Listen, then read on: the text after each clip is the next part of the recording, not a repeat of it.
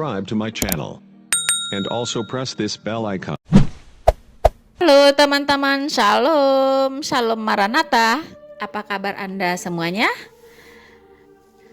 Saya tentunya selalu mendoakan kita semua dalam keadaan baik ya teman-teman. Selalu sehat, tidak kurang satu apapun. Teman-teman, ya kita tahu kita sedang berduka ya dengan kejadian yang menimpa saudara-saudara kita sesama ciptaan Tuhan ya, di mana gempa yang sangat dahsyat mengguncang Turkiye. Saya melihat update per hari ini korban luka-luka itu di 80.000 ya, korban meninggal di 21.000 teman-teman. Nah, luka ini tentunya ada luka sedang, luka ringan, luka berat, ya kan? Dan tidak sedikit juga dari yang 80.000 ini yang dalam kondisi kritis, teman-teman. Dan bahkan evakuasi belum selesai dilakukan. Belum selesai, walaupun sudah berdatangan ya delegasi relawan ya dari berbagai negara, teman-teman. Dari berbagai negara, dari China, dari Amerika, ya, Israel tidak ketinggalan. Saya melihat tim-tim dari Israel itu mengevakuasi cukup banyak ya korban-korban yang berada di bawah reruntuhan. Teman-teman, cuaca di Turki saat ini berada di -7 derajat Celcius. Bayangkan teman-teman, -7. Tentunya sangat dingin sekali, dan untuk para korban itu sudah menambah penderitaan teman-teman. Di mana listrik, gas ya, itu belum bisa dialirkan sebagaimana mestinya. Ya, jadi masih pada kesulitan semua. Kita berharap korban-korban diberikan kekuatan ya. Korban yang luka-luka tentunya, kalau yang meninggal ya tidak ada lagi yang bisa kita lakukan untuk yang meninggal kecuali untuk yang masih hidup ya, baik mereka yang luka-luka maupun korban-korban lain yang rumahnya rata dengan tanah dan sekarang berkumpul di lokasi pengungsian, teman-teman. Ya, kita berdoa mereka semua diberi kekuatan, diberikan ketabahan, dan diberikan pertolongan oleh Tuhan kita Yesus Kristus. Ada dua pandangan mengenai apa yang terjadi di Turki ini, gempa bumi yang begitu dahsyat, teman-teman. Ada yang berkata itu cobaan dari Tuhan. Ada yang berkata itu azab dari Tuhan, teman-teman. Tetapi saya ingin katakan bahwa Tuhan, ada tertulis Yakobus 1 ayat 13.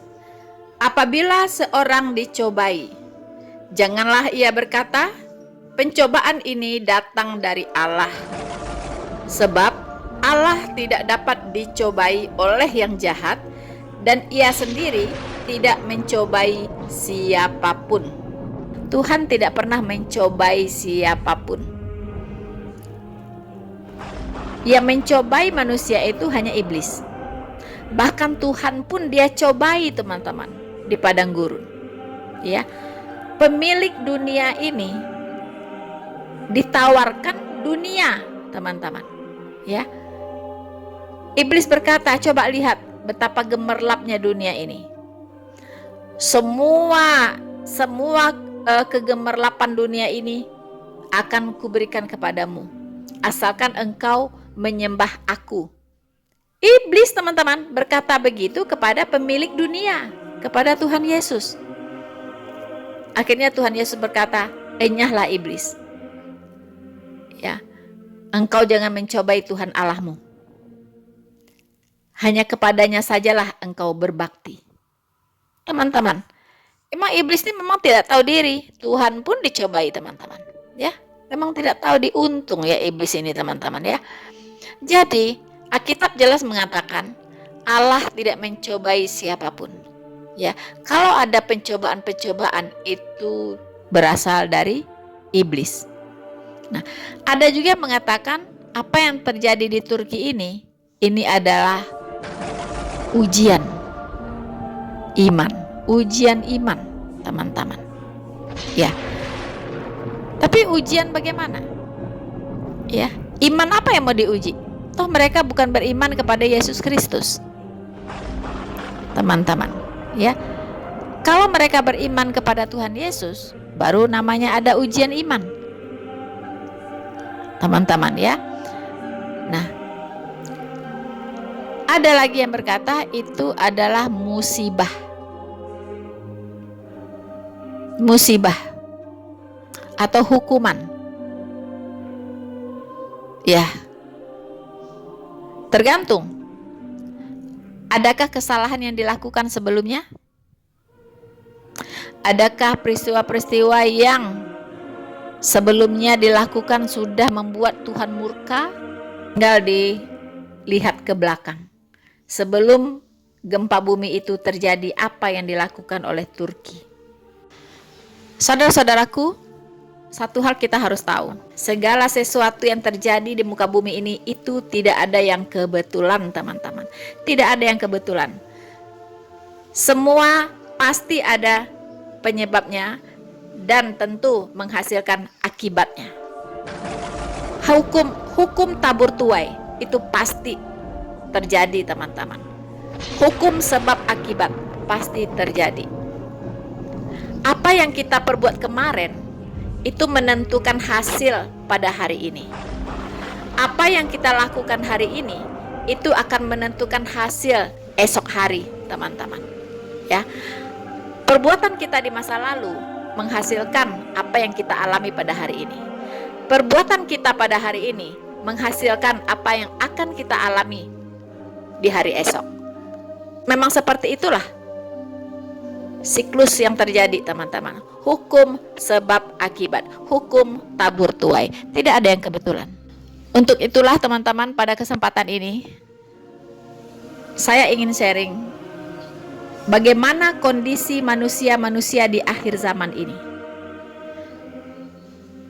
Dan apa yang akan terjadi di akhir zaman itu sudah tertulis di Alkitab, yang disebabkan oleh kedurhakaan dari manusia itu sendiri. Di mana banyak manusia-manusia yang menentang Tuhan pada hari ini. Begitu banyak manusia-manusia yang mencobai Tuhan pada hari ini. Ya, mereka sama dengan iblis. Mereka mencobai Tuhan Allah yang menciptakan mereka, yang menjadikan langit dan bumi, yang seharusnya mereka muliakan dan mereka sembah, mereka taati, tetapi alih-alih mereka menentangnya, mereka menistanya, mereka menghujatnya, dan mereka sudah tidak tahu mana yang baik, mana yang buruk, mana yang salah, mana yang benar. Bahkan kita dituntut pada hari ini, kita tidak hanya bisa membedakan yang baik dengan yang buruk, yang benar dengan yang salah. Manusia-manusia di akhir zaman ini dituntut, teman-teman, ya, tidak hanya bisa membedakan yang salah dengan yang benar, ya, tetapi harus bisa membedakan yang benar dengan yang hampir-hampir benar. Ya, jadi tidak hanya bisa membedakan yang benar dengan yang salah, tetapi harus bisa membedakan yang benar dengan yang hampir-hampir benar. Ya, kenapa? Karena cara-cara iblis dalam menggencarkan tipu muslihatnya untuk menyesatkan umat manusia ini semakin canggih, teman-teman. Saya selalu berkata, perbedaan barang palsu dengan barang asli itu tipis, teman-teman. Ya. Barang KW premium dengan yang original itu perbedaannya tipis. Ya. Kalau tidak bisa membedakan barang original dengan yang barang hampir-hampir seperti original, itu celaka 12, teman-teman. Ya, itulah sebab kita harus bisa membedakan kebenaran dengan yang hampir-hampir benar. Untuk itu saksikan video berikut ini. Jangan skip, teman-teman, iklannya, dan teruslah mendukung channel Noverina Solihin. Biarlah channel ini bertumbuh dan berkembang untuk selalu memberitakan Injil kebenaran firman Tuhan, supaya banyak orang mendengar kebenaran dan diselamatkan. Karena waktu tinggal sedikit lagi, yang mau bertobat, yang mau diselamatkan, serahkanlah diri Anda kepada Tuhan Yesus dan bertobatlah.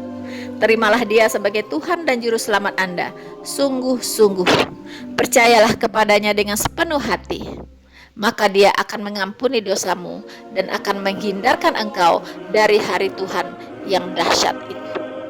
Selamat menyaksikan.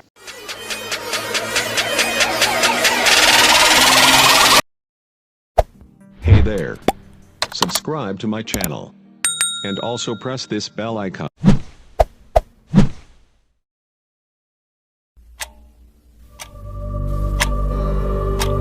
Ketahuilah bahwa pada hari-hari terakhir akan datang masa yang sukar. Manusia akan mencintai dirinya sendiri dan menjadi hamba uang. Mereka akan membual dan menyombongkan diri. Mereka akan menjadi pemfitnah. Mereka akan berontak terhadap orang tua dan tidak tahu berterima kasih. Tidak mempedulikan agama. Tidak tahu mengasihi, tidak mau berdamai, suka menjelekkan orang, tidak dapat mengekang diri, garang, tidak suka yang baik, suka mengkhianat, tidak berpikir panjang, berlagak tahu, lebih menuruti hawa nafsu daripada menuruti Allah. Secara lahiriah, mereka menjalankan ibadah mereka, tetapi pada hakikatnya mereka memungkiri kekuatannya. Jauhilah mereka itu.